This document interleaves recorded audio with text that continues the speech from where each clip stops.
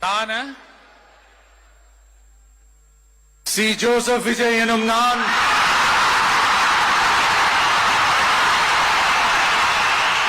சட்டப்படி அமைக்கப்பெற்ற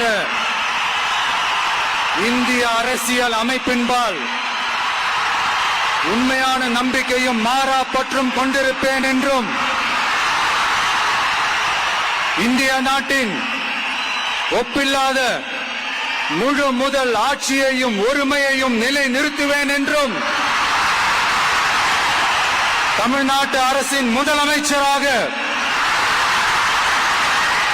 உண்மையாகவும் உளச்சான்றின்படியும் என் கடமைகளை நிறைவேற்றுவேன் என்றும்